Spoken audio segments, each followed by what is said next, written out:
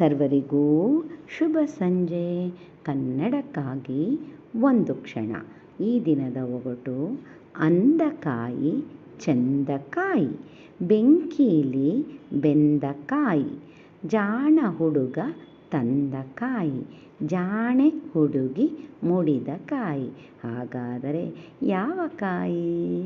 ಸರಳ ಸುಂದರವಾಗಿದೆ. ಎಲ್ಲರೂ ಪ್ರಯತ್ನಿಸಿ. ಬೇಗ ಬೇಗ ಉತ್ತರ ನೀಡಿ. ನಿಮ್ಮ ಪ್ರಯತ್ನ ನಿರಂತರವಾಗಿರಲಿ. ಈ ಒಗಟಿನಲ್ಲಿ ಜಾನಪದ ಸೊಗಡು ಇದೆ. ಎಲ್ಲ ಹೆಣ್ಣು ಮಕ್ಕಳಿಗೂ ಹೆಂಗಸರಿಗೂ ಬಹಳ ಇಷ್ಟವಾದ ವಸ್ತು ಇದು. ಈ ಒಗಟಿನಲ್ಲಿ ಒಂದು ಸಣ್ಣ ಸುಳಿವಿದೆ: ಬೆಂಕೀಲಿ ಬೆಂದ ಕಾಯಿ. ಈ ಸುಳಿವನ್ನು ಇಟ್ಟುಕೊಂಡು ನೀವು ಉತ್ತರ ನೀಡಬಹುದು.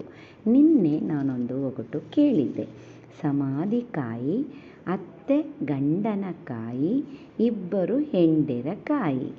ಈ ಒಗಟಿನಲ್ಲಿಯೇ ಉತ್ತರವೂ ಅಡಗಿತ್ತು.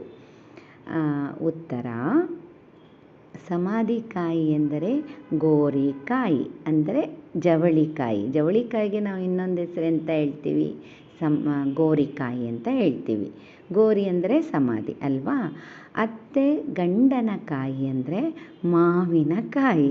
ಅತ್ತೆ ಗಂಡ ಯಾರು? ಮಾವ ಅಲ್ವಾ? ಹಾಗಾಗಿ ಮಾವಿನಕಾಯಿ. ಇಬ್ಬರು ಹೆಂಡಿರ ಕಾಯಿ ಅಂದರೆ ಸೌತೆಕಾಯಿ. ಇದರಲ್ಲಿ ಭಾಷೆಯ ಸೊಗಸು ಇತ್ತು. ಸರಳ ಸುಂದರವಾಗಿತ್ತು. ಮತ್ತೊಮ್ಮೆ ಎಲ್ಲರಿಗೂ ಶುಭ ಸಂಜೆ. ಕನ್ನಡಕ್ಕಾಗಿ ಒಂದು ಕ್ಷಣ. ನಿಮ್ಮೊಂದಿಗೆ ಆಶ್ರೀ.